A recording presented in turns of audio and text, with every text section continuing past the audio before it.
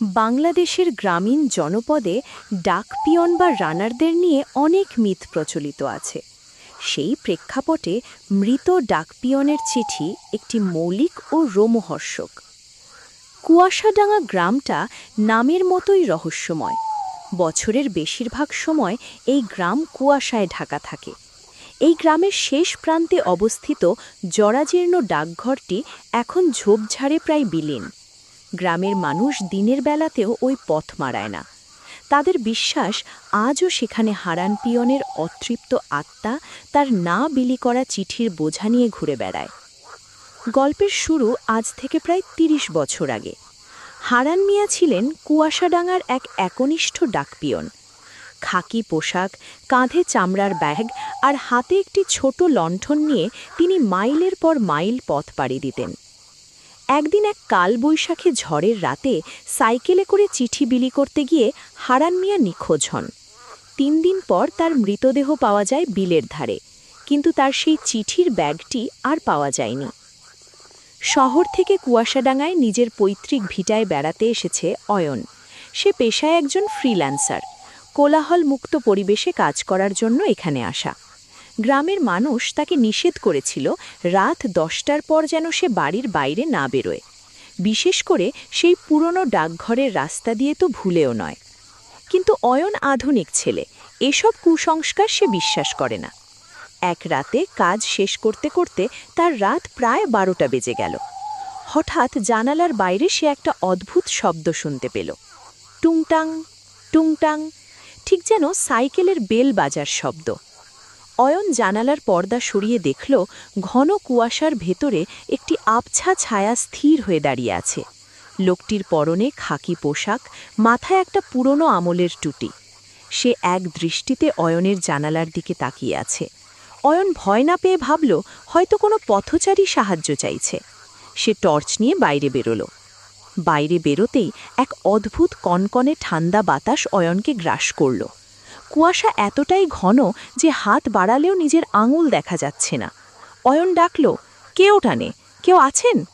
কোনো উত্তর নেই, শুধু সেই সাইকেলের বেল বাজার শব্দটা এখন অয়নের একদম পিছন থেকে ভেসে এলো।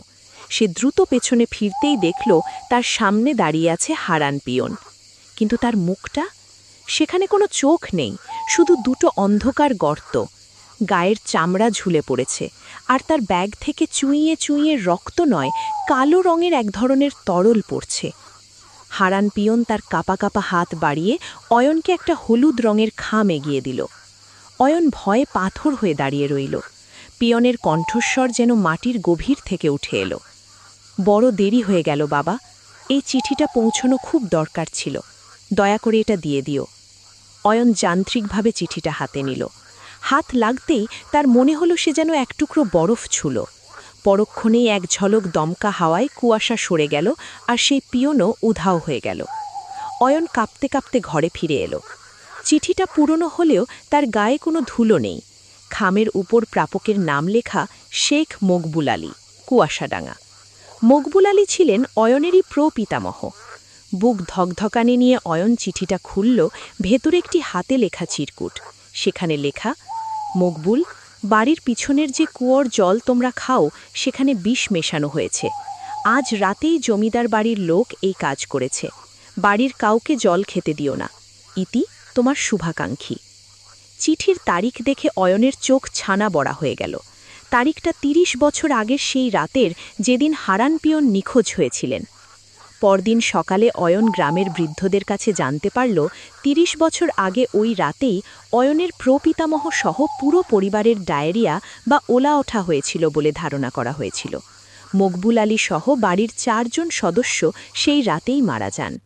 অয়ন বুঝতে পারল হারান পিয়ন সেই রাতে তার বন্ধু মকবুলকে বাঁচাতে চেয়েছিলেন, কিন্তু ঝড়ের কবলে পড়ে তিনি নিজেই মারা যান। তার অতৃপ্ত আত্মা সেই সতর্কবার্তা পৌঁছানোর জন্য ৩০ বছর ধরে অপেক্ষা করছিল। চিঠিটা পড়ার পর অয়ন যখন আবার সেই পুরনো ডাকঘরের দিকে তাকালো, দেখল সেখানে আর কোনো কুয়াশা নেই। রোদের আলোয় ডাকঘরটি যেন একদম শান্ত হয়ে আছে। অয়ন মনে মনে বলল, আপনার দায়িত্ব শেষ হয়েছে হারান কাকু, এবার শান্তিতে ঘুমান।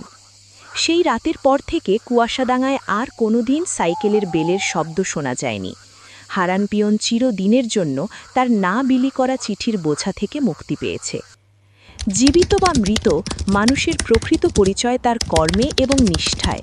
কোনো ভালো কাজ বা সততার চেষ্টা কখনো বৃথা যায় না, তা সময়ের ব্যবধানে হলেও পূর্ণতা পায়।